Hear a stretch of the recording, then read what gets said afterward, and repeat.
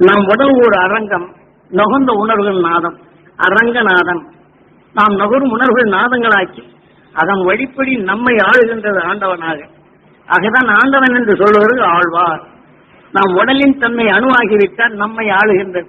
அதே சமயத்தில் நாம் எந்த உணர்வின் தன்மை நம் பயத்தால் நாம் சொல்ல அதாவது வெளிப்படும் போது அடுத்த மனிதன் இதன் நாதமாகி இந்த சொல்லை நாம் வெளிப்படும் போது அடுத்தவர் சரியில்லை கேட்டு அந்த உணர்வில் நுழைந்தால் அதே பயத்தின் தன்மை ஊட்டுகின்றது. ஆனால் இந்த உணர்வுகள் அந்த சக்தி அவரையும் ஆளுகின்றது, இவரையும் ஆளுகின்றது என்பதனை இங்கே காட்டப்படுகின்றது. ஆக அந்த சக்தி அவரை எப்படி ஆளுகின்றது? இதே உணர்வின் சக்தி அதிகரித்தால் அதன் உணர்வின் தன்மை உடையின் தன்மை அடைப்போது ஆண்பாலாக மாறுகின்றது. ஆழ்வார் அந்த வேதனை என்றோ பயத்தின் உணர்வின் தன்மை அணுவாக உருவாக்கினார். அந்த பயத்தையே அடிக்கடி உணர்ச்சி ஊட்டி உணவாக உட்கொண்டு இந்த உடலை ஆளும் ஆழ்வார். இவ்வளவு தெளிவாக சாஸ்திரங்கள் கூறுகின்றது. நாம் எப்படி மனிதனாக வந்தோம், மனிதன் ஆனத்தின் நம்மை இந்த வாழ்வது எப்படி என்ற இந்த உணர்வின் தன்மை தெளிவாக கூறுகின்றது நமது சாஸ்திரங்கள். அதுல தப்பில்லை. இன்று நாம் கடவுள்களை தேடி செல்லும் இதை போன்ற நிலைகளிலிருந்து பக்தி என்பதை இன்று நம் உடலில் மனிதனாக உருவாக்கிய 1008 குணங்களில் ஒன்றை உருவாக்குகின்ற சிலையாக, ஆக அந்த சிலையின் ரூபத்தை வைத்து இந்த தெய்வம் நல்லதை செய்வோம். ஆக இதன்படி நாம் வழிபட்டால் நமக்கு நல்லது செய்யும் என்று அங்கே சொல்லுகின்றனர். நாம் கோயிலுக்கு போய் என்ன செய்தோம்? பக்தி என்றால் சாமிக்கு தேங்காய் பழத்தை உடைத்து வைப்பதும் காணிக்கை கொண்டு செலுத்துவதும் நான் நினைத்து வருவதும், என் காரியம் ஜெயித்தால் உனக்கு இந்த காணிக்கை செலுத்துகிறேன், என் காரியம் ஜெயிக்க வேண்டும், இந்த காரியம் செய்கின்றேன், நான் செய்துகிட்டே வந்தேன், எனக்கு நாம் தோல்வி அடைந்து கொண்டே இருக்கின்றன என்று பக்தியின் நிலைகளில் ஆலயங்களில் நாம் குறைகளைத்தான் கூறுகின்றோமே தவிர குறைகளை ஏதாவது நிவர்த்தி செய்கின்றோமா? சற்று யோசனை செய்தவர் ஞானியர்கள் மனிதனின் வாழ்க்கையில் அறியாது சேரும் தீமைகளை மாற்றவும் நல்ல உணர்வுகள் நுகரப்படும் போது நம் உடலுக்குள் அந்த உணர்வுகள் உணர்ச்சியில் நம்மை எப்படி உருமாற்றுகின்றது, நமக்குள் தெளிந்த மனதை கொடுக்கின்றது, வலுவான நிலைகள் கொடுக்கின்றது, சிந்தித்து செயல்படும் உணர்ச்சிகளை நமக்குள் எப்படி ஊட்டுகின்றது, நமக்குள் இதை உற்று பார்த்து இந்த தெய்வம் நல்லது செய்யும் என்றால் கண்ணுற்று பார்த்து அந்த உருவத்தின் நிலைகளில் சிலையென்று நாம் எண்ணாது நமக்குள் நல்லது பெற வேண்டும். இந்த ஆலயம் வருவோரெல்லாம் நல்ல நிலை அடைய வேண்டும், அவர்கள் குடும்பமெல்லாம் நலம் பெற வேண்டும், அவர்கள் தொழிலெல்லாம் வளம் பெற வேண்டும், அவர்கள் பிணியிலிருந்து விடுபட வேண்டும், இந்த ஆலயம் வருவோர் அளவில் என்று இப்படி அனைவரும் நாம் வேண்டினோம் என்றால் நமக்குள் நோய்வாய்ப்பட்டவரை நாம் பார்த்தாலும் அவர்கள் நலமாக வேண்டும் என்றுதான் எண்ணுகின்றோம். ஆக ஒரு குடும்பத்தில் தொல்லைப்படுகிறார் என்றால் அன்புடன் பண்புடன் பழகினாலும் அவர்கள் குடும்பம் தொல்லைப்படுகிறார் பாசத்தால் கவர்ந்து கொண்டால் இங்கே வந்து விடுகின்றது. நம்ம எரியாது வந்த நமக்குள் கோயிலுக்கு போகும்போதே ஒரு சிலர் கஷ்டமாக சொல்லிவிடுவார், எனக்கு இப்படியெல்லாம் குடும்பத்தில் கஷ்டமா இருக்குது என்று அவர் சொன்னார். இந்த உணர்வை இவர்கள் நுகரப்பட்டு கஷ்டத்தைத்தான் இவர் உருவாக்க முடியுமே தவிர நல்லதை உருவாக்க முடியுமா என்றால் முடியாது. ஆகவேதான் அங்கே தீப ஆராதனை காட்டப்படும் போது அங்க இருக்கக்கூடிய பொருள்கள் தெரிகின்றன. இப்ப உதாரணமாக ஒரு மனிதன் நோய்வாய்ப்பட்டான் என்றால் அந்த பொருள் அறிதல் வேண்டும். காரணம், நோய் நாம் பாசத்தால் அவருடைய துயரத்தை நாம் கேட்டறிந்தோம். அந்த கேட்டறிந்த உணர்வு அந்த நோயின் வலிமை நம் நல்ல குணத்தை செயலற்றதாக மாற்றி நம் உடலுக்குள் அதே பலவீனமான நிலையில் வருகிறது என்று இந்த பொருளை நாம் அறிதல் வேண்டும். அவ்வாறு நாம் அறிந்தால்தான் அடுத்து இந்த ஆலயத்தில் இந்த தெய்வம் நல்லதை செய்யும் என்று இங்கே வரப்படும் போது அந்த தெய்வ குணத்தை காட்டுவதற்காக தீப ஆராதனை காட்டப்படுகின்றது. அப்ப தீப ஆராதனை காட்டப்படும் போது அந்த தெய்வமும் தெரிகின்றது, அந்த தெய்வத்திற்கு கனி வைத்திருப்பது மலர் மாலைகளும் வைத்திருப்பது தெரிகின்றது, அங்கே தெய்வத்தின் மேல் வயிறு கிரீடங்கள் போட்டு வைத்திருப்பதும் தெரிகின்றது. ஆகவே இதையெல்லாம் நாம் பொருளை அறியக்கூடிய தன்மை வருகின்றது. இந்த நல்ல நறுமணங்களும் நல்ல மனங்களும் நமக்குள் சந்தோஷமாக இருக்கும்போது அது பார்க்க முடிகின்றது. வேதனை என்று வந்துவிட்டால் குடும்பத்தின் நல்ல பொருளை நாம் பார்த்தால் நமக்கு அதுக்கு மேலே சந்தோஷப்படுகின்றமா? நல்ல குணங்கள் உள்ள பையனை பார்த்தால் நமக்கு சந்தோஷம் வருகின்றதா? அல்ல நல்ல பொருளை பார்த்தப்பின் நமக்கு சந்தோஷம் வருகின்றதா? இல்லை. ஆகவே நமக்குள் எடுத்துக்கொண்ட உணர்வின் தன்மை எதுவோ இது கண்படிதான் பார்க்கின்றது. ஆக கண்படி பார்க்கப்படும் போது ஒரு கண்ணாடியில் எத்தகைய அழுக்கை நாம் மூடுகின்றோமோ, கலரை போடுகின்றோமோ அதன் வழிதான் முன்னாடி இருக்கக்கூடிய பொருள்கள் தெரியும்.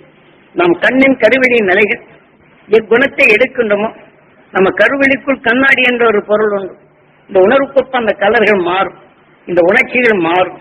அதை போலதான் நாம் அறிந்திடும் தன்மை வருகின்றது, அந்த இயற்கையின் நியதிகள். ஆகவே இதை போன்று நமக்குள் எந்த மனத்தை எண்ணுகின்றோமோ அதற்கு தக்கதான் வருகின்றது. இப்ப கோயிலில் தீபாராதனை கொடுக்கப்படும் போது எங்க வீட்டுல பையன் அப்படி செய்யறானே என்று வேதனையானால் இந்த இருள் சூழ்ந்த நிலையே அந்த கண் பார்வையில் வரும். அங்க இருக்கக்கூடிய பொருளை காண முடியுமா என்றால், நல்ல பொருளை காண முடியுமா, நல்லதை சொன்னால் கேட்க முடியுமா என்றால் முடியாது. ஆகவே அந்த விஷயத்தின் தன்மை கருவெளியிலே படப்படும் போது நாம் என்ன செய்ய போகின்றோம்? அந்த அழுகையும் வேதனையும், நான் தெய்வத்தை வழிபட்டேனே, எல்லோருக்கும் நான் நன்மை செய்தேனே, எனக்கு ஏன் இந்த தொல்லைகள் வருகின்றது, இந்த உணர்வு தான் வருமே தவிர, இந்த உணர்வை ஏற்றுக்கொண்ட கருவெளியின் தன்மைகள் அந்த சிலையின் ரூபத்தையோ, அங்கு அலைய வைக்கக்கூடிய மலர்களையோ, அங்க போட்டிருக்கும் ஆபரணத்தையோ, வைர கல்களையோ ரசிக்க விடாது. மீண்டும் வேதனை என்ற உணர்வே தான் வரும். ஆகவே நாம் இருளில் நாம் பார்த்தால் நாம் அந்த இருளுக்குள் பொருளின் ரூபத்தை காண முடிகின்றதா? ஆக ஒளி கொண்டுதான் நாம் பார்க்க வேண்டும். அப்ப நாம என்ன செய்ய வேண்டும்? ஆலய பண்புகள் வெளிச்சத்தை காட்டுகின்றன, அங்கே இருக்கக்கூடிய பொருள்கள் தெரிகின்றது. அப்ப பொருளறிந்து செயல்படும் சக்தி நான் பெற வேண்டும் என்ற இந்த உணர்வினை நாம் ஏங்கி பெறுதல் வேண்டும். நாம் சுவாசித்த உணர்வுகள் கண்ணிலே இந்த உணர்ச்சிகள் படப்படும் போது அந்த வெளிச்சத்தின் உணர்வு நமக்குள் வருகின்றது. அப்ப தெளிந்த மனம் பெறுகின்றது. அப்போது நாம் என்ன செய்ய வேண்டும்? இந்த ஆலயம் வருவதெல்லாம் பொருளறிந்து செயல்படும் சக்தி பெற வேண்டும். என் குடும்பத்தில் அனைவரும் பொருளறிந்து செயல்படும் சக்தி பெற வேண்டும் என்று இப்படி நம் குழந்தை மேல் அவன் தெரிந்தோ தெரியாதபடி தவறு செய்கிறான் என்று வைத்துக் கொள்வோம். அவனை உற்று பார்த்து ஒரு தரம் தவறு செய்து விட்டால் என்றால் பார்த்து நாம் நுகர்ந்து அவன் மேல வெறுப்படைகின்றோம். ஆனால் அந்த சமயம் அவன் சந்தர்ப்பத்தால் செய்த உணர்வுகளை நம் கண் கருவிலியை பதிவாக்கி விடுகின்றது. அவன் செய்த தவறின் உணர்வை கண்ணுடைய சேர்ந்த காந்தப்புலன் கவர்கின்றது. உயிரிலே அந்த உணர்வுகள் மோதுகின்றது. உணர்ச்சியில் நமக்குள் இயக்குகின்றது. அவன் செய்த தவறை இந்த உணர்ச்சியில் நம்மை அவனை கோபிக்க செய்யவும் அல்லது திட்டச் செய்யவும் சாபமிடும் உணர்ச்சிகளை அந்தந்த சமயத்தில் நாம் எடுத்துக்கொண்ட ஆசைக்கொப்ப இந்த உணர்வு மாறுபட்ட நிலைகள் வருகின்றது. செல்லமாக வளர்க்கும் குழந்தையாக இருந்தாலும் பாசத்தோட நாளை இந்த நல்ல காரியங்களுக்கு வைத்திருக்கிறேன் என்று, அல்லது தீபத்திற்காக விளக்கை வைத்து எண்ணெய் வைத்திருக்கிறார் என்று வைத்துக் கொள்வோம். இவன் தட்டி விடுகிறான் என்றால் அப்ப எப்படி வரும்? என்னை விளக்க வைக்க முடியவில்லையே இந்த வேதனை கொண்டு அவனை திட்டு வரும். மீண்டும் அந்த கோபம் வந்து சாபம் விடுறதும் தொலைஞ்சு வரும். வந்தாங்க எல்லாம் தொலைச்சு போட்டான் என்று இந்த சந்தர்ப்பத்தில் நாம் அந்த எண்ணங்கள் வருகின்றது. எதனால் நம் ஆசையின் நிமித்தம் வைத்திருந்தது குறைபாடுகள் வரப்பும் போது வேதனை என்ற உணர்வு வருகின்றது. வேதனை என்ற உணர்வு வரப்பும் போது நமக்கு சிந்திக்கும் தன்னை இழக்கப்படுகின்றது. கோபம் என்ற உணர்வு வருகின்றது. அப்போது நாம் சிந்திக்கும் தன்னை கவரும் கண்ணுக்கு சக்தி இழக்கப்படுகின்றது. அப்ப நாம் நுகர்வது எதை? நாம் எண்ணி எதுவோ அந்த வேதனை உணர்வைத்தான் கவர்ந்து உயிரை நுகர்ந்து இருசூழும் உணர்வுகளையே சிந்தனையற்றவனாக ஆக்கிக் கொண்டிருக்கும். அதை நாம மாற்ற வேண்டுமா இல்லையா? அதற்கு நாம் என்ன செய்வது? இதை போல் அந்த நேரங்களில் தான் இதை தெரிந்து கொள்வதற்காக விளக்க வைக்கின்ற பொருள் அறிந்து செயல்பட வேண்டும். அப்ப எப்படி பொருள் அறிகிறது? அவன் இரவு விளையாட்டுத்தனமா இருந்துட்டான், சிந்தி விட்டது. அப்ப அவன்கிட்ட என்ன சொல்றது? இப்ப பார்த்து செயல்படணும். இப்படி செய்தனால எவ்வளவு நஷ்டம் வருது, நமக்கு தானே எவ்வளவு சிரமப்பட்டோம் என்ற அந்த பொறுமையுடன் சொல்லும் சக்தி நமக்கு இல்லாது போய்விடுகின்றது. காரணம், இதன் மேல் ஆசை வைத்த அந்த உணர்வுகள் அது குறைகளாக வரும்போது இந்த உணர்ச்சியில் நம்மை தூண்டி அந்த உணர்வின் தன்மை கண்ணிலே பாய்ச்சப்படும் போது அவன் மேல் வெறுப்பும் அவன் செயல்பெறும்போது வேதனையும் இதை போன்று நமக்குள் வரப்படும் போது இது நுகர்ந்த உணர்வுகள் உணர்ச்சிகளாக மாறி ரத்தங்களில் சேர்ந்த பின் நம் உடலில் உள்ள நல்ல அணுக்களும் இதை போல அந்த விஷயத்தின் தன்மை பாய்ந்த பின் நம் சிந்தனை வருகின்றதா? பையனை பற்றி நினைக்கும் போதெல்லாம் கோபங்கள் வரும். பையனை பற்றி நினைக்கும் போதெல்லாம் கோபம். இதே போல பையன் மேலே பிரியமா இருந்து கல்வியின் சந்தர்ப்பத்தால் அவன் படிக்கும் நிலையில் இருந்து சிறிது பிழையாகிவிட்டான். இத்தனை செலவழிச்சனே, இப்படி பண்ணிட்டேயே என்று இந்த வேதனைப்படும் உணர்வுகளை செய்து விட்டால் அப்புறம் அங்க என்ன ஆகும்? அவனை நினைக்கும் போதெல்லாம் வேதனை வரும். வேதனை சொன்ன பிற்பாடு தாயை பார்க்கும் போதெல்லாம் அந்த வேதனை வரும். அங்க படிப்பின் தன்மை போகும்போதெல்லாம் அந்த வெறுப்பின் தன்மை வரும். ஆக வேதனை என்ற உணர்வு என்பது அதை படிக்க வேண்டும் என்ற வலு இருந்தாலும் இந்த வேதனை என்ற உணர்வு திறமறைவாகி அதன் உண்மையின் உணர்வை அறிய முடியாத செயல்படும். ஆக ஒருவருக்கு ஒருவர் சந்தித்த நிலையில் எத்தகைய குற்றத்தை உருவாக்குகின்றது? யார் தவறு செய்தது? யாரும் இல்லை. சந்தர்ப்பங்கள் உருவாகின்றன. அந்த சந்தர்ப்பத்திலிருந்து தெரிந்து கொள்வதற்குத்தான் ஆலயங்களிலே தெய்வங்களுக்கு அலங்காரங்கள் இடப்பட்டு வயிறு கிரீடத்தை வைத்து அங்க பாலை வைத்து தேனை வைத்து பல கனிகளை வைத்து அந்த சிலைக்கு பால் அபிஷேகம், தேன் அபிஷேகம், கனி அபிஷேகம் என்று ஊற்றுகின்றனர். இது எதற்கு இந்த சிலைக்கு தேவையா? அது துவைதம். அந்த உணர்வில் பால் எப்படி இருக்கின்றதோ பாலை போல மனம் பெற வேண்டும், தேனை போல சுவையான உணர்வுகள் பெற வேண்டும், கனியை போன்று அந்த சுமிக்க உணர்வில் நாம் பெற வேண்டும் என்று நாம் நுகர்ந்தோம் என்றால் உயிரிலே அபிஷேகம் ஆகின்றது. அந்த உணர்ச்சியின் தன்மை நம் உடலிலே படர்கின்றது. அது எப்படி சுவைக்கும் போது இனிப்பு இருந்ததோ அதே போல நமக்குள் அந்த மகிழ்ச்சி ஊட்டும் தன்மை வருகின்றது. மகிழ்ந்த பின் என்ன செய்கின்றோம்? வாயில நீங்க மிளகாய் போட்டால் ஆழ்ந்து அலறுகின்றது, தண்ணீர் தேடிதான் போகின்றது. ஆக அடுத்து நீங்க சிந்தனை வருகின்றதா? அந்த நேரத்தில் மிளகாய் கரித்துக் கொண்ட பின் சிரித்து பேசின என்ன ஆகும்? அவங்க இன்னும் கொஞ்சம் கோபம் தான் வரும். எப்படி வரும்? கோபம் தான் வரும். இதே போன்று நாம் நுகரும் உணர்வு எதுவோ அந்த உணர்ச்சிகள் தான் நம்ம இயக்குகின்றது. ஆலயத்தில் எவ்வளவு பெரிய சக்திகளை நாம் மனிதன் அறியாது செய்யும் தீமையிலிருந்து விடுபடுவதற்கு உருவம் அமைத்து அருவ நிலைகளை நாம் உணர்ந்து மக்கள் தன் வழியிலே வரும் தீமைகளை அகற்ற காட்டிய கோயில் தான் அது. அது யாராவது நாம் மதிக்கிறோமா? பக்தி என்ற போரில் தான் படுகின்றோம். ஆனால் நாம் பிறருக்கு உதவி செய்தேன் என்று செய்கின்றோம். அவன் படும் வேதனை நாம் நுகர்கின்றோம். ஆனால் நல்ல குணத்தில் விஷத்தை கலந்தால் என்ன ஆகும்? ஆக அந்த விஷயத்தின் தன்மை நாம நல்ல செயலை இழந்து விடுகின்றது. அதுல இருந்து நாம் தப்பணுமா இல்லையா? நாம் வேலை செய்கின்றோம், கையில அழுக்கப்பட்டால் கழுவுகின்றோமா இல்லையா? கழுவாமல் உணவை உட்கொண்டால் என்ன ஆகும்? இதனுடைய சுவை கெட்டுவிடும். ஆகவேதான் இந்த ஆலயங்கள் இங்கு பொருள் என்ற நிலையில் பையன் தவறிப்பை சிந்தி விட்டால் என்றால் அவன் சந்தர்ப்பம் எதுவும் என்று சாந்தமாகி அவனும் தெரிந்துணர்ந்து செயல்படும் அந்த வலிமை பெற வேண்டும் என்று இந்த உணர்வை நுகர்ந்தான். அப்ப அதுக்கு தகுந்த பதிலை சொல்லி இந்த மாதிரி தவறு விழுந்துருச்சு, எதனால என்று கொஞ்சம் சிந்திச்சு பாருப்போம். நாளைக்கு இது நடக்காதபடி கொஞ்சம் முன்னெச்சரிக்கையா இருந்தேன்னா இது விழுகாது. அதே சமயத்தில் கல்வி கற்றுக்கொண்டிருக்கும் போது குழந்தைகள் மற்ற குழந்தைகளோட தமாசாக விளையாடுகின்றன. இப்போ வைத்துக் கொள்ளுங்களேன், வீட்டில் டிவிஷன் படித்துக் கொண்டிருந்தான், டிவியில் நல்ல பாடல்கள் வருகிறது என்று நல்ல காட்சிகள் கிடைக்கிறது என்று உற்று பார்த்தால் என்ன ஆகும்? இந்த உணர்வு வலிமையாகும். பாடத்துக்கு சென்றால் என்ன ஆகும்? அந்த சிந்தனை வலுவராது. அப்ப அதை படித்தாலும் நினைவில் பறிவாகாது. பரீட்சைக்கு செல்லப்படும் போது இந்த நினைவு வராது. நான் படிச்சு படிச்சு பார்க்கிறேன், எனக்கு நினைவில்லையே என்று அது வேதனைப்படும். இந்த படிக்கவில்லை என்று எண்ணினால் அந்த தாய் பாசத்துடன் முந்தி நல்லா படிச்சா ஏன் இப்படி போலாம் மக்கா என்று இந்த வேதனையுடன் சொல்லப்படும் போது சரியில்லைப்படும். ஆக கண்பிடி கவர்கின்றது.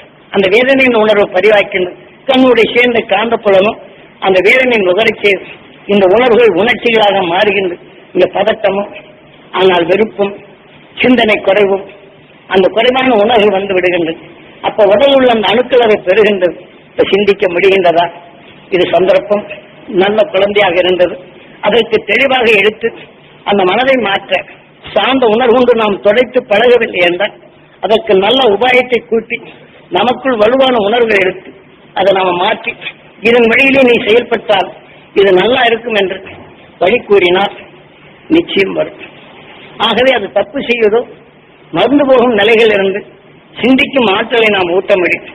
இதை தெளிவை காட்டுவதற்குத்தான் கோயில்ல இந்த தீபத்தை காட்டுவது. தீபம் என்றால் சாதாரணமானதல்ல. நாங்கள் தீபத்தை காட்டினாங்க நிறகரான் தலையில் அடிச்சுவிடுவோம், இதை அடிச்சுக்கிறோம், நான் இத்தனை செய்தனை என்று வேதனைகளை கொட்டதான் நாம் பழகியிருக்கிறோமே தவிர அந்த தீபத்துக்குள் மறைந்திருக்கிற உள்பொருள் எவ்வளவு என்று நாம் இன்றும் நாம் சிந்தனை செய்யாதிருக்கின்றோம். நல்ல சிந்தித்து பாருங்க. ஆகவே இப்ப நாம் அவசரப்பட்டு ஒரு தொழில் செய்ய வேண்டும் என்ற ஆசை, அந்த ஆசையில் தொழில் செய்ய வேண்டும் என்று இருந்தாலும் சிறிது நேரம் சிந்தித்து நாம் இந்த நாள் வரக்கூடிய அடுத்தவர்கள் எப்படி நடத்துகின்றனர், இந்த இடம் எப்படி இருக்கின்றது, இந்த சூழ்நிலை எப்படி இருக்கின்றது, இந்த வியாபாரத்தை பெருக்கினால் இதை ஆரம்பித்தால் நமக்கு கட்டுப்படி ஆகுமா என்று கொஞ்சம் சிந்தனை செய்ய வேண்டும். ஆர்வத்தில் அவருக்கு லாபம் இருக்கிறது என்று நாம் உடனே ஆரம்பிப்போம். அவரை போன்ற பெரியவர் ஆபம் ஆசையை கூட்டுவோம். அந்த ஆசையின் உணர்வு கொண்டு நாம் செயல்படும் போது ஆசைக்கிடங்க இந்த கடை வைத்த பின் அவர் கடையில் இப்ப 100 பேர் வாங்குறாங்க, நம்ம கடை வைக்க உடனே 4 பேர் வர்றாங்க அப்படின்னு சொன்ன இந்த ஆசை என்ன ஆகின்றது? அப்ப இந்த இடத்துல தெரிந்து கொள்ள வேண்டும். அவர்கள் பழக்கப்பட்டவர், பழக்கத்தால் அதிகமாக வருகின்றனர். பழக்கம் ஆவதற்கு நல்ல பொருளை கொடுத்தார்கள். இதே போல நல்ல பொருளை பெறக்கூடிய நிலைகளுக்கு நாம் உருவாக்கினால் நமக்குள் அந்த கூட்டம் வரும் என்ற இந்த எண்ணம் விளையாடுதான் வராது. அப்ப நாம் என்ன செய்கின்றோம்? 4 நாளைக்கு பார்ப்போம், 5 நாளைக்கு பார்ப்போம், எல்லாம் வியாபாரம் அடங்கி போச்சு, வியாபாரம் வாங்கவில்லை என்று வருவோம். அதுக்கு முன்னாடி கோயில் என்ன செய்வோம்? இந்த கோயில் திறக்க, அந்த கடை திறப்பதற்கு முன்னாடி கோயில போய் அர்ச்சனை செய்வோம், அபிஷேகத்தை செய்வோம், ஆராதனைகளை செய்வோம். கடையில் எனக்கு லாபம் வர வேண்டும் என்று எண்ணுவோம். ஆனால் லாபம் வரவில்லை என்றால் என்ன எண்ணுவோம்? அதனால அவங்களுக்காக எனக்காக ஆண்டவன் அவங்களுக்கு அள்ளி கொடுக்கிறார், என்னை சோதிக்கிறார் என்று நாம் எந்த தெய்வத்தை வழிபட்டோமோ இந்த உணர்வுலாம் இருசூழ நேருகின்றது. நம்ம மன வலிமையோ எதன் மேல் ஆசைப்பட்டோமோ முன்பகுதி சிந்தித்திருந்தால் அல்லது செய்திருந்தாலும் நாம் இந்த வியாபாரத்தை எப்படி நாம் வளர்ப்பது, மக்களை எப்படி கவர்வது, நல்ல சூழ்மிக்க பொருளை கொண்டு வர வேண்டும். சிறிது காலம் தாமதமானால் இது பற்று கொண்டால் அவர்கள் வளர்ச்சி நல்ல வரப்பும்போது நாமும் வளரலாம் என்ற இந்த உண்மையின் உணர்வை நாம் கொண்டு வந்தோம் என்றால் இதுதான் விளக்கு காட்டுவது. ஆக முதல்ல நாம சிந்தனை தெரிந்து அந்த செயல்களை செயல்பட்டோம் என்றால் நஷ்டம் என்ற நிலையில் வராது. ஆகவே பாதுகாக்கும் உணர்வும் மன வலிமையும் கிடைக்கும். நீங்க கடையை வைத்து இப்படி நடக்கணும், பொருளை போட்டோம், முடங்கி விட்டது, இனி அதுக்கு பத்தலை என்றால் கடனை வாங்குவோம், குழுக்கலைன்னா நெருக்கடி ஆகும்போது வேதனைப்படும். ஆக இருப்பதை பிடிக்க முடியவில்லை, மீண்டும் தொல்லைகளைத்தான் இருக்கின்றோம். ஆக இதற்கு முன் இந்த விளக்கை காட்டுவது எதற்கு, இதனால் வரும் பின் விளைவுகள் எப்படி இருக்கும், அதை நாம் எப்படி சீர்படுத்துவது என்ற உணர்வினை செலுத்தினால் நாம் தெரிந்து கொள்கின்றோம். தெரிந்து கொண்ட பின் இப்ப நாம் இருட்டுக்குள் நாம் சென்றால் என்ன பொருள் என்று தெரியவில்லை, வெளிச்சத்தை போட்டால் இன்னும் பொருள் என்று விலகி செல்கின்றோம். சாதாரணமா ஒரு முள்ளாக இருக்கின்றது, காலில் தட்டி விடுகின்ற போய்விடுகின்றது. ஆனால் மீண்டும் அது என்னவென்று நாம் தெரியவில்லை என்றால் அதே பாகத்தில் நாம் காலை அழைத்தால் முள்ளு குத்திவிடும். ஆனால் வெளிச்சம் என்ற நிலையில் இருந்தால் என்ன செய்யும்? முதல்ல காலில் தங்கப்பட்டது என் நிலைகள் அதை தரித்து தள்ளிவிட முடியவில்லை. ஆக தள்ளிவிட முடியாத நிலைகள், கையில் ஆயுதமும் இல்லை. அப்போ நாம் என்ன செய்கிறோம்? சிந்தித்து இந்த பாகத்தில் மோதியது என்று இதை அந்த உணவால் அறிந்து இந்த பக்கம் விலகி சென்றன என்றால் வராது. இதுதான் காலில் தட்டி போய்விட்டதே என்று அலைச்சி நோக்குடன் போனால் அதில் உள்ள விஷமுள்ளி குத்தினால் நமக்கு வேதனை வருகின்றது. இதுகளெல்லாம் நாம் அறிந்து கொள்வதற்குத்தான் கோயில்ல இந்த விளக்கை காட்டுவது. நம் விளக்கு எதற்கு? பொருள் அறிந்து செயல்பட வேண்டும். தன் வாழ்க்கையில் இந்த மாதிரி சந்தர்ப்பங்கள் வந்தால் அதை நாம் பொருள் அறியக்கூடிய மனதை நமக்குள் வெளிப்படுத்த வேண்டும். அதன் உணர்வு கொண்டு நாம் கண்ணிலே எண்ணினால் அப்ப அந்த கண்ணின் நிலை சிந்திக்கும் உணர்வை நுகரச்சு அந்த உணர்ச்சிகள் நம் உடலுக்குள் சென்றால் அந்த உணர்ச்சிக்கு நம்ம எண்ணங்கள் இயக்கும். அப்ப நம்மை பாதுகாத்துக் கொள்ள உணர்வு நம்மை பாதுகாக்க இந்த உணர்ச்சிகளே நம்மளுக்கு பயன்படுகிறது. அந்த உணர்வே அந்த நமக்குள் ரத்தங்களில் கலந்து நம் உடலிலும் சிந்திக்கும் ஊக்கத்தை உருகுகின்றது. அந்த உணர்வே நம்மை காக்கின்றது என்பதனை இது அந்த கோயிலுடைய தன்மைகள் உருவமாக்கி நாம் எண்ணத்தால் அருவ நிலைகள் நுகர்ந்துதான் துவைதம். நாம் எண்ணி எடுக்கப்படும் போது அத்வைதம். நாம் நுகரப்படும் போது தெரிந்து நாம் நுகர்ந்த வேண்டாம் அந்த உணர்ச்சியின் தன்மை கொண்டு விசிஷ்ட அத்வைதம். நாம் உணர்வுகளால் தீமை என்று உணர்ந்து விலகி சென்று இந்த உணர்வின் தன்மை நம்மை வளர்க்க செய்கின்றது. ஆக நம்மை அந்த உடலாக உருவாக்குகின்றது. இதான் அரங்கநாதம் என்று அரங்கத்துக்குள் உணர்வின் தன்மை உணர்ச்சிகள் ஆகும்போது அந்த நாதம் அது எந்த உணர்வின் தன்மை பெற்றதோ அந்த உணர்ச்சிகளை நம்மை ஆளுகின்றது ஆண்டாள். நாம் எண்ணி உணர்வின் அந்த சக்தியை நம்மை ஆளுகின்றது என்ற நிலையை ஒவ்வொரு இயக்கத்திலையும் அதற்கு காரணத்தை வைத்து நாம் எப்படி இயங்கப்பட வேண்டும் என்று உணர்வை கூடுகின்றது. உணர்வின் தன்மை உடலானால் சிவம் என்றும் உணர்வின் தன்மை பரிவானால் வினை என்று வித்து என்றும் அந்த உணர்வின் தன்மை இயக்கப்படும் போது அதன் செயலாக்கமே அந்த உணர்ச்சியில் நம்மை ஆளுகின்றது என்ற நிலையை தெளிவாக கூறுகின்றது நமது சாஸ்திரம். இதெல்லாம் ஆலயங்களை நாம் மதித்து பழகுதல் வேண்டும். நாம் வணங்குவதென்றால் தனது ஆசை கூட்டி பெற வேண்டும் என்ற நிலையில் நாம் உண்மையின் உணர்வை மறந்து இயற்கைக்கு மாறாக தன் ஆசையை கூட்டி நடைபெறவில்லை என்றால் வேதனை என்ற உணர்வை நாம் நுகர்ந்து விஷத்தின் தன்மை கலந்து நாம் சிந்தனையற்ற நிலைகளை இயக்கி நமது காரியத்திலே நாம் செயல்படும் உண்மையின் உணர்வை சிந்தனையற்ற நிலையில் செயல்படுத்தி வேதனை என்ற உணர்வு நமக்கு நுகர்ந்து உடலின் நோயும் அடுத்து பலவீனமான நிலையும் சிந்தனையற்ற நிலையில் நாம் செயல்படும் தன்மையே வருகின்றது. அப்ப எது செய்கின்றது? நம்மை எது ஆளுகின்றது? நாம் சந்தர்ப்பத்தால் நுகர்ந்த உணர்வுகள் உயிரிலே பட்டுதான் இந்த உயிர்தான் நம்மை இயக்குகின்றது. நம்மை ஆளுவன் யார்? அந்த உணர்வை வைத்துதான் நம்ம உயிர் வாழ்கின்றது, ஆளுகின்றது. அந்த உணர்வின் தன்னை வளரப்போன்பதான உருவாக்குகின்றது. எதன் தன்னை உணர்ந்தமோ, எதன் தன்னை அறிந்தமோ, எதன் வழி நுகர்ந்தமோ, இவை அனைத்தும் நம் உடலாக மாறுகின்றது. அப்ப இது சிவமாகின்றது. இந்த உயிர் வேதனை என்ற உணர்வின் தன்னை அடுக்கடுக்காக சேர்க்கப்படும் போது இதிலிருந்து இயக்க முடியவில்லை என்றால் இந்த உயிர் இந்த உடலை விட்டு நகர்ந்து விடுகின்றது. பின் இந்த உடலில் நம் ஆசையின் நிமித்தம் ஏற்பட்ட விஷத்தன்மைகள் நம் உடலிலே சேருகின்றது.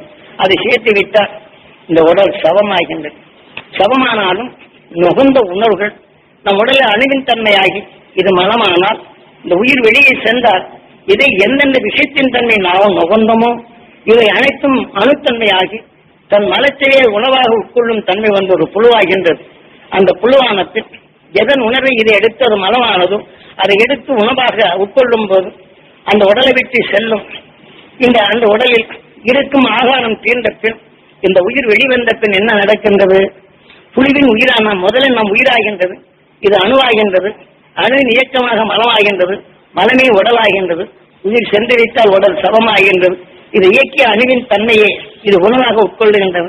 உட்கொண்ட பின் உயிரணு போல மாறிவிடுகின்றது. இந்த உயிரின் தன்மை இதை எடை தேர்ந்து விட்டால் இது மடிகின்றது. இதுல எந்த நோயின் தன்மை கொண்ட உடலை இழக்க செய்தோ இது அசுர உணர்வு கொண்ட அணுவாக மாறி நாம் எந்தெந்த மனிதனுள்ள நாம் பழகினோமோ அந்த பழகிய உணர்வு கொண்டு இந்த உணர்வு இருந்தால் அவன் உடலில் இழுக்கப்படுகின்றது. இதை போன்ற நோய்களை இங்கு உருவாக்கும் காரணமாகி விடுகின்றது.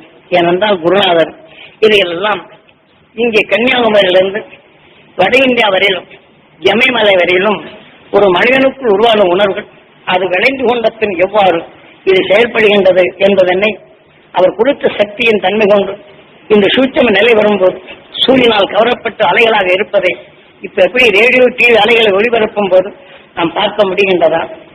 அந்த உணர்வின் தன்னை டிவி பெட்டிகள் உராயப்படும் போது உணர்வுக்கொப்ப படங்களை பார்க்கின்றேன், அந்த உணர்ச்சிகள் ஒப்ப அந்த சொல் செயல்களை பார்க்கின்றேன். இதே போலதான் குருநாதர் எமக்கு சக்தி கொடுத்தார். இதனை எப்படி என்று அறிவதற்கு கண்டுணரும்படி செய்தார். அது உணர்ந்து கொண்ட பின் மனிதன் தான் தவறு செய்யாதபடி அவருடைய செயலாக்கங்கள் எப்படி மாறுகின்றது. ஆசையின் நிமித்தம் செயல்படுகின்றான். ஆசைகளை தவறப்படும் போது வேதனை என்ற உணர்வை எடுக்கின்றான். வேதனை என்றால் நடக்கப்படும் போது செயல்படவில்லை என்றால் யாருமே பற்று கொண்டனோ அவனை சாபமிடும் தன்மை வருகின்றது. இந்த சாபத்தின் தன்மை அவன் கேட்டால் அவனுக்குள் இந்த சாபலை எழுதியன் இப்படி சொல்லிவிட்டானே என்று இந்த விஷயத்தின் தன்மை அவன் கவரப்படும் போது அவன் குடும்பம் நசுங்குகின்றது, அவன் வாழ்க்கையும் கெடுகின்றது. இதே போல உணர்வுகள் மக்களின் மனிதனானத்தில் நமது உடல் நங்கினை மாற்றும் இந்த சக்தி பெற்ற இந்த உடலில் ஏனென்றால் ஒவ்வொரு சரீரத்திலும் தீமைகளை நீக்கிடும் உணர்வு பெற்று வலிமையான சக்தி பெற்றதான் வராகன் என்று பன்றி உடலை உருவாக்கியது இதே உயிர்தான் நுகர்ந்த உணர்வுக்கு நஞ்சினை பிளந்து நல்ல உணர்வை நுகர்ந்து இன்று நம்மை மனிதனாக நஞ்சை பிளந்த உணர்வின் உறுப்புகளை உருவாக்கி நம்மை உருவாக்கி இந்த நிலைகளிலிருந்து நாம் இப்போ எங்கே செல்லுகின்றோம் இந்த நிலை குருநாதர் பல முறைகளையும் பல முனைகளையும் அடைய செய்ததை செய்தார். காரணம் இதெல்லாம் இந்த விஞ்ஞான உலகில் காற்று மண்டலம் நச்சுத்தன்மை ஆவதும் இந்த உலகில் நாம் சிந்தனை சிதைந்து வேதனை என்ற உணர்வை அனைவருக்கும் வரும் தன்மையும் இந்த விஞ்ஞான உலகில் எங்கோ நடக்கும் சம்பவங்களை டிவி மூலியமாக நாம் பார்க்கப்படும் அதிர்வுகளும் பயங்களும் அதிர்ச்சியான செய்திகளும் அடிக்கடி நாம் பத்திரிகை வாயிலாகவும் இதன் வாயிலாகவும் நம் பக்கமே நடப்பது போன்ற உணர்வுகளை தூண்டி பரிவாக்கப்படும் போது இந்த உணர்வின் தன்மை உறப்பும்போது எதிரிகளை தீவிரவாதிகள் எப்படி அழிக்கிறார் என்ற உணர்வு உறப்பும்போது ஏதாவது இளைஞர் வந்தால் நமக்குள் நல்ல நண்பனாக இருந்தாலும் இந்த வேக உணர்வு வந்தால் இவனை கொல்ல வேண்டும் என்ற உணர்வு தான் வருகின்றது. அவன் அறியாமல் நீக்க வேண்டும் என்ற உணர்வு நமக்குள் வருவதில்லை. காரணம் எது செய்கின்றது? நல்ல சுவை கொண்ட உணர்வுகளை நாம் உணவாக உட்கொள்ளும் போது அது நம் உடலை மகிழ்ச்சி ஆகின்றது. ஆனால் மகிழ்ச்சியான உணர்வு நாம் பெறும் உடலானாலும் வேதை என்ற உணர்வு நாம் நுகரப்படும் போது இந்த உணர்வால் உணர்ச்சியின் தன்மை நாம் ஆகாரத்துடன் நஞ்சு கலக்கின்றது. ஆக அந்த நஞ்சு கலந்த பின் ஜீர்ணிக்கும் சக்தியும் அது குறைகின்றது. இந்த உணர்வின் தன்மை துடிப்பாகும் போது பிடிப்பின் தன்மை பிடிப்பின் தன்மை ஆகப்படும் போது அதில் விஷ கிருமிகளை உருவாக்கும். அந்த உணர்வின் தன்மை அதிகரித்தால் வாந்தி என்ற நிலையை வருகின்றது. உறுப்புகளின் சில சுருக்கங்கள் ஏற்படுகின்றது. சந்தர்ப்பம் நுகர்ந்த உணர்வுகளை இவ்வாறு மாற்றும் நிலையிலிருந்து நாம் எப்போது தப்புவது சற்று சிந்தனைப்பேன். இதை தெரிவதற்குத்தான் ஆலயங்களில் இந்த விளக்கை போட்டு காட்டினோம். நாம் தெரிகின்றது இவரை பார்த்ததனால் அதிலிருந்து சங்கடம். நம் பையன் கோபித்த உணர்வு நமக்கு வரும்போது நம்ம சொல்லால் அவன் வெறுப்படைந்திருக்கின்றான் என்ற நிலையிலும் தெரிகின்றது. ஆகவே விளக்கை போட்டு நாம் தெரிந்து கொள்வது போல நாம் மனிதன் 6வது அறிவு கார்த்திகேயா நாம் உடலின் உணர்வு உணவாக உட்கொண்டாலும் நஞ்சினை மலமாக மாற்றிவிட்டு எதனையும் அறிந்திடும் அறிவின் தன்மை பெற்ற இந்த 6வது அறிவை காத்தியே என்றும் தெரிந்து கொள்ளக்கூடிய சக்தி பெற்றவன் என்றும் தெளிவாக கூறுகின்றது. இந்த 6வது அறிவின் தன்மை ஞானிகள். இந்த 6வது அறிவு வருவதற்கு 1008 குணங்கள் ஒன்றாக சேர்த்து தீமைகளை நீக்கிடும், நன்மைகளை பயவைக்கும் அந்த உணர்வின் குணங்கள் உருவாக்கப்பட்டதுதான் இந்த சரீரம் என்ற நிலைகளை தெளிவாக கூறப்பட்ட இந்த சாஸ்திர விதிகளை நாம் எதன் ஆசை நிமித்தம் உண்மை நிலைகளை மறைக்கப்பட்டு ஆக நாம் நஞ்சின் தன்மை தான் நுகரும் தன்மை இருக்கின்றதை தவிர விஞ்ஞான உலகில் விஞ்ஞானம் மெய்ப்பிக்கின்றான் ஒவ்வொரு பொருளின் ரூபங்களை எப்படி மாற்றுகிறான். அதே போல தாவர இனங்கள் இணைக்கப்படும் போது மற்ற தாவர இனத்துடன் இணைக்கப்படும் போது இதே காற்றில் உள்ள அந்த தாவர இனத்தை உணர்வில் சத்து எடுத்து அந்த பங்கின் விகிதாச்சாரப்படி செடிகள் மாறுகின்றது, உணர்வு மாறுகின்றது, சித்துகள் மாறுகிறது. இதே போலதான் மனிதன் வேதனைப்படும் உணர்வில் நாம் நுகரப்படும் போது நமக்குள் இருக்கும் உணர்வும் இது ரெண்டும் சேர்க்கப்படும் போது இந்த உணர்வு எது வலிமையோ அதற்கு தக்க உணர்ச்சிகள் மாறுகின்றன. உதாரணமாக இன்று 27 நட்சத்திரங்களும் பிற மண்டலங்களிலிருந்து கவர்ந்து வரும் இந்த உணர்வுகளை வியாழங்கோள் 27 நட்சத்திர உணர்வுகளை கவரும் உபகோள்களை வைத்துள்ளது. அவை சுழற்சியின் வேகம் அதிகமாகின்றது. அந்த 27 நட்சத்திர உணர்வுகளை அது பருமையாக்கி ரெண்டும் ஒன்றாக சேர்த்து சுழற்சியின் வேகத்தால் கவர்ந்து சுழற்சியின் வேகத்தால் வரும் வெப்பத்தால் ஆவின் தன்மை துரிதமாக மாற்றி அந்த ஆவின் தன்மை அடைந்த துரித வேகத்தில் சுழலும் போது மேல்பாகம் உரையின் தன்மையும் அடிபாகம் வெப்பத்தின் தன்மையும் இதை போல உருவாக்கும் சக்தி பெறுகின்றது வியாழன் கோள் என்பதனை இன்று விஞ்ஞானிகளின் கண்டு வந்தனர். ஆனால் மெய்ஞானிகள் தெளிவாக கூறுகின்றனர். இதையெல்லாம் நாம் எப்படி பெறுவது? ஆக நாம் அறிந்துணர்ந்த நாம் இதை போல நமது உயிர் இது குரு. நாம் நாம் உடலுக்குள் சேர்த்துக் கொண்ட உணர்வும் பிரிது ஒருவன் தவறு செய்கிறான் என்றால் இந்த உணர்வும் ரெண்டும் உயிரிலே மோதுகின்றது. ஆக மோதலில் நமது குணம் வலுவாக இருந்தால் அந்த வேதனை என்ற உணர்வின் தன்மை அது நமக்குள் ஒன்றும் செய்யாதபடி இதன் வலுவை கூட்டி அதை அடக்கலாம். இப்ப சாதாரண மனிதன் நல்ல குணங்கள் கொண்டு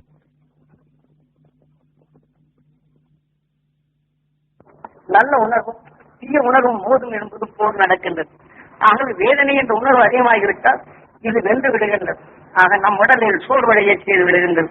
ஏனென்றால் நல்லது செய்ய வேண்டும் என்று எண்ணினாலும் நாம் நுகர்ந்த உணர்வுகள் உயிரை பற்றி அது வலிமையாக்கப்படும் போது நல்லது செயலற்றதாக மாற்றுகின்றது. அந்த உணர்வு ஊடுருவிவிட்டால் நம் உடலுக்குள் இருக்கும் நல்ல அணுக்களை விஷம் பாய்ச்சப்பட்டு செயலழுக்க செய்கின்றது. ஆகவே இங்கே வியாழங்கோள் மற்ற பொருளுடன் இணைத்து ஒன்றாக வாழச் செய்வது. இதே போலதான் நம் உயிரும் குரு. இந்த பிரபஞ்சத்தில் பல மாற்றங்களாகி இந்த பிரபஞ்சத்தில் பல உணர்வுகளை சூரியனால் கவரப்பட்டாலும் அந்த உணர்வு பரவப்பட்டாலும் அது ஒன்றுடன் ஒன்று இணைந்து இந்த பிரபஞ்சத்தை மாற்றக்கூடிய சக்தி வியாழங்கோளுக்கு தரும். ஏனென்றால் மற்றதை கலந்து உருவாக்கும் தன்மை பெற்றது. இந்த உடலுக்குள் அனைத்து உணர்வுகளும் நமக்குள் இருப்பினும் இந்த உயிரை குருவாக இருந்து நுகரும் உணர்வை இணைத்து அதற்கு தக்க உணர்வின் உணர்ச்சிகளை இயக்குகின்றது என்பதனை நாம் மறந்துடலாகாது. ஞானிகள் கூட்டிய அந்த உணர்வின் வழிப்படி நமது குருநாதன் இயற்கையின் நிலைகள் எப்படி இருக்கிறது என்றால் காட்டுக்குள்ளும் மிருகங்களுக்குள்ளும் மனிதனுக்குள்ளும் சந்தர்ப்பத்தால் நுகர்ந்த உணர்வுகள் இந்த உயிர் என்ன செய்கின்றது. ஆகவே நெருப்பை வைத்து அதில் பல பொருட்களை இட்டு இந்த நெருப்பை கொளுத்தினால் அதனை எதன் பங்கு சேருகின்றதோ அதற்கு தக கலந்து அதன் மனத்தின் தன்மை ஆகின்றது. இதே போல நமது உயிர் மையம் கொண்டது. எப்பொருளின் உணர்வின் தன்மை நாம் நுகர்கின்றோமோ அந்த உணர்வுக்கொப்ப அந்த உணர்வுகளை மாற்றுகின்றது என்பதனை நாம் எல்லாம் அறிந்திட வேண்டும். என இந்த பிரபஞ்சத்துக்கு எப்படியோ இந்த உடலான பிரபஞ்சத்திற்கு அதுவே செயல்படுத்துகின்றது. ஆகவேதான் இந்த கோயிலை நாம் எப்படி மதிக்க வேண்டும். விளக்கை பார்க்கும்போது தனது வாழ்க்கை பங்கை பொருள் தெரிவது போல நாம் மனிதன் 6வது அறிவு கார்த்திகை பையன் தமிழரை கீழே போட்டுவிட்டால் உடனே நிச்சயம் நம்ம கோபம் வந்துடும். அப்ப கோபம் வரும்போது இந்த உணர்ச்சிகள் நம்ம இருசூழ செல்கின்றது, நல்ல வழிகாட்ட முடிகின்றன. அப்ப அந்த காலத்தின் உணர்ச்சிகள் நமக்குள் சேர்ந்தால் இது அது அவனை பார்க்கும் போதெல்லாம் நம்மளுக்கு கோபம், நம்ம சொல்லும் போதெல்லாம் நமக்கு இருப்பது. இப்படி நாளடைவில் நாம் செய்தால் நம்மளால நிச்சயம் ரத்த போய்ப்பது. சொல்றேன் கேட்க மாட்டேங்கிறானே என்று இந்த உணர்வு வளர்த்தால் என்ன பண்ணும்? என்ன இந்த விளக்கில் இவ்வளவு பொருள் இருக்கின்றது. இதெல்லாம் நம்ம ஞானிகள் மக்கள் எப்படி தெரிந்து நடக்க வேண்டும், தனது வாழ்க்கையில் எப்படி பொருள் அறிய வேண்டும் என்பதை உணர்த்துவதற்குத்தான் அதன் அலங்கரித்து அங்க கனியும் மற்ற பொருளையும் காட்டி அலங்காரமான பொருளையும் வயிற கிரீடையும் வைத்து காட்டுகின்றனர். நாம் எதை பெற வேண்டும்? நம் வீட்டில் இங்கே தவறு செய்து விடுகின்றோம். அந்த தவறான நிலைகள் மறந்து ஆலயங்கள் அந்த நல்ல பண்புகளாக வர செய்வதற்கு அந்த தெய்வீக பண்பை நமக்கு வளர்த்துக் கொள்ள வேண்டும் என்பதற்குத்தான் இதை செய்தது. எப்படி இந்த பொருளறிந்து செயல்படும் சக்தி பெற வேண்டும் என்று சொன்னது போல் அங்கே கனி இருக்கின்றது. கனி போன்ற சுவையான சொல்லும் செயல் நான் பெற வேண்டும். அந்த பாலை போல நான் மனம் பெற வேண்டும். அங்கே என்று இந்த உணவை எடுத்து என் குடும்பத்தில் அந்த நிலை பெற வேண்டும். நான் தொழில் செய்யும் இடங்களில் இந்த நிலை பெற வேண்டும். இந்த ஆலயங்கள் வருவோரெல்லாம் அந்த நிலை பெற வேண்டும் என்று நாம் எண்ணுதல் வேண்டும். இத்தனை பேர் இந்த வகையில் பற்றி கொள்றோம். நீங்கள் பெற வேண்டும் என்று என்ன வைப்பதற்கு தான் அங்கே. ஆக உயிர் கடவுள் அவன் அமைத்துள்ள உடல் கோயில் என்ற உணர்வு உணர்ச்சி உங்களுக்காக அதை நான் எண்ணினேன் என்றால் நான் நகரும் உணர்வு என் உயிரை பற்ற அபிஷேகம் நடக்கின்றது. இந்த உணர்ச்சியில் என் ரத்த நாணங்களை கலக்கின்றது. என் உடல்ல நல்ல அணுக்களுக்கு நல்ல அமுது கிடைக்கின்றது. ஆக மனிதன் ஒருவன் நல்லது என்று எண்ணி வைத்து அவன் தவறென்ற நிலைகள் எண்ணும் போது வேதனை என்ற உணர்வை நாம் எண்ணினால் உயிரான ஈசனுக்கு எதை அபிஷேகிக்கின்றீர்கள்? சக்தி தான். அந்த உணர்வின் தன்னை ரத்தத்தில் கலந்தால் இந்த அணுவுக்கு எப்படி அமுதரும் விஷனையை கலந்து மனித உருவை உருவாக்கிய உணர்வுகளை மாற்றிவிடும். நல்ல வேதனை பண்ணி வரும்.